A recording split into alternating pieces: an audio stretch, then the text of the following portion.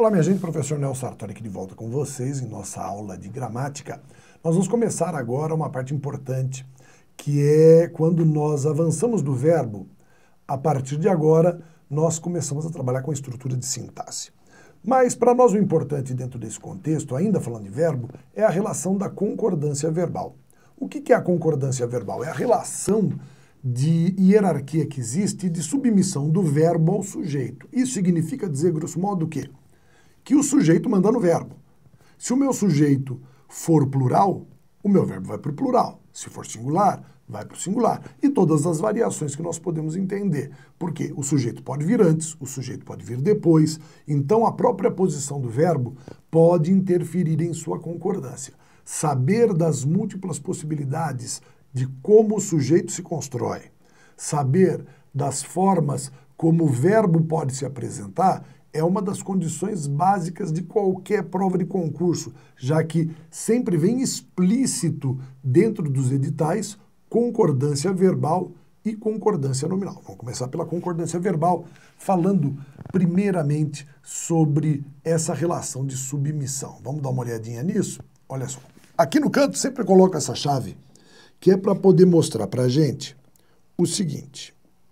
Deixa eu voltar. Catar minha caneta. Pessoal, toda vez que eu quiser achar o sujeito da oração, olha aqui, ó, o sujeito, eu pergunto quem ou o que para o meu verbo, tá? Pergunto para o meu verbo, a resposta sempre é o sujeito. Por que eu coloco uma chave? Porque essa é a chave para você resolver essas questões. Então, vamos ver uma hipótese aqui, ó, dentro dessas frases, identificando inicialmente quem é o sujeito a partir dos verbos que estão entre parênteses. Ele pede o seguinte, ó, concordância verbal ocorre quando o verbo se flexiona para concordar com o seu sujeito. Então ele pede para a gente completar, mas só que nós vamos fazer primeiro exercitando essa estrutura. O meu verbo está aqui no final, ó, ocorreu e ocorreram. Então o que nós vamos fazer? Nós vamos grifar essa estrutura, tá bom? Grifar essa estrutura. Então, veja bem, eu vou sempre procurar perguntar para o meu verbo, ele pode estar até no singular, porque o que eu quero primeiro é achar o sujeito. Então ele coloca assim, ó, ocorreu ou ocorreram nos meses de agosto e setembro várias manifestações públicas. Eu pergunto, o que foi que ocorreu? Você não vai me responder várias manifestações públicas? Vejam que está no plural. Então, qual é a minha condição? Ocorreram, tá? E eu vou fazer assim, ó, eu vou grifar ocorreram e colocar o meu sujeito em um retângulo, tá bom? E o resto a mesma coisa. Veja, não acredito que lhe interesse ou interessem esses problemas. Pergunto o que interessa. Você vai me dizer, ué, esses problemas. Não é plural? Então interessem. Tá? Então interessem. Depois, vai, ó, letra C, vai ou vão surgir momentos mais felizes do que esse? Pessoal, o que vai surgir? Você fala assim, ué, momentos. Os momentos vão surgir, se é plural, então vão surgir. Na D, para que as metas fossem cumpridas, bastariam mais convicções por parte das empresas envolvidas. Pessoal, o que bastaria? Ué, mais convicções, não é isso daí? Não são as convicções? Convicções é plural, bastariam. Olha só, o verbo caber, na E. Não nos coube ou couberam os benefícios que a lei concediu? O que foi que coube? Você responde, os benefícios. Então, os benefícios couberam. Mesma coisa. Para a composição da chapa, na letra F, está ou estão faltando apenas dois nomes? Vamos lá. Quem ou o que está faltando? Você fala assim, ué, dois nomes. Então, dois nomes estão faltando. Tá bom? Na G, é o verbo existir. Sempre que existir ou existirem problemas, avise-me o que vai existir. Problemas. Então, se é plural, sempre que existirem problemas. Olha só na H, é o surgir. Surgiu ou surgiram na década passada novos gêneros de música popular? O que foi que surgiu? Você fala assim, novos gêneros de música popular. Então, novos gêneros de música popular surgiram. Depois, vem vindo os funcionários. Quem que vem vindo? Os funcionários. Então, se o sujeito é plural, o verbo vem com acento circunflexo no plural também.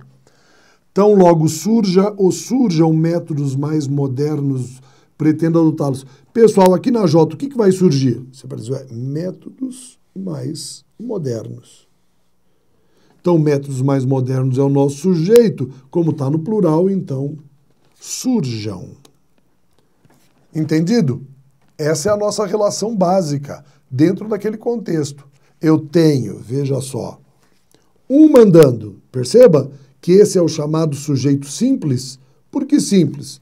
Eu simplesmente vejo a relação de obediência do meu sujeito com o verbo, tá? As convicções bastariam, os benefícios couberam, os dois nomes estão, os problemas existem, novos gêneros surgiram, os funcionários vêm e métodos mais modernos surjam. Mas aqui, ó, perceba que eu tenho sempre um núcleo. O meu núcleo, quem é? Vamos circular o núcleo com azul. O núcleo é problema, momento, benefícios, nomes, problemas novamente, gêneros, funcionários e métodos. Então eu tenho apenas um núcleo, então eu tenho um sujeito simples. Não importa a ordem. Se eu tenho um sujeito, o verbo vindo depois ou vindo antes, ele tem de obedecer. Tá? Caneta vermelha. Próxima página. O que acontece agora? Vejam. O professor e o diretor namorou ou namoraram a estudante? Pessoal, quem que namorou? O professor e o diretor. Agora eu tenho dois praticando ação. Então eles o quê? Namoraram. É coisa feia. Vamos lá. As idas e as vindas eram bastante animados. O que era animado? As idas e as vindas. Então, veja, como eu tenho aqui um sujeito composto com dois núcleos, sempre o meu verbo irá para o plural. Agora veja o que acontece aqui, ó. Eu tenho sempre os dois antes do verbo. Agora eu vou inverter. Realizou ou realizaram o exame o enfermeiro e o médico? Pessoal, quem realizou? O médico, tá? E o enfermeiro. Não são dois. Isso significa que a primeira relação é a seguinte. Eu posso colocar os dois mandando e dizer o quê? Realizaram. Mas como meu verbo veio antes, eu posso estabelecer só o núcleo mais próximo mandando. E como ele está no singular, o que eu faço? O enfermeiro realizou. Então perceba que eu tenho duas possibilidades. Eu tenho duas formas de escrever. Eu posso dizer, realizou o exame o enfermeiro, concordando só com o núcleo mais próximo, ou realizaram o exame o enfermeiro e o médico, concordando com os dois. Olha aqui, ó, bastante compreensíveis eram os avós e as avós. Aqui é o seguinte, como eu tenho dois, eu tenho plural, mas perceba que avós também é plural, então, nas duas situações, eu só posso colocar o verbo no plural, tá? Porque eram os avós, concordo com o mais próximo, ou concordo com os dois, que continua dando plural. Qual é a conclusão de toda essa brincadeira aqui que nós estamos falando? Quando nós temos um sujeito composto, nós tivemos o seguinte, o sujeito vem anteposto, veja, ele vem posto antes. O verbo fica no plural. É o que nós vimos aqui, ó. Tá bom? Agora, pós-posto, ou seja, o meu sujeito vem depois e o meu verbo vem antes. Geralmente, como eu tenho dois, ele fica no plural, ou concorda com o núcleo mais próximo, que foi o que aconteceu com esses dois aqui. Tá certo? Então, veja só. Vamos dar uma olhadinha Como que a VUNESP cobra esse tipo de concordância? Então ele diz para a gente o seguinte, ó, assinale a alternativa cujas informações preenchem corretamente, respectivamente, as lacunas da frase de acordo com a norma padrão. Então ele coloca assim para a gente, ó. Observando as grandes migrações na América Latina, fica evidente que ainda está presente a discriminação e a falta de solidariedade. Então, observando, ainda tem isso. E ele coloca, apesar de todos ser herdeiro. Quem que é herdeiro? Não são todos? Então não pode. Tem de serem herdeiros. Tá? Na de baixo. Fica evidente que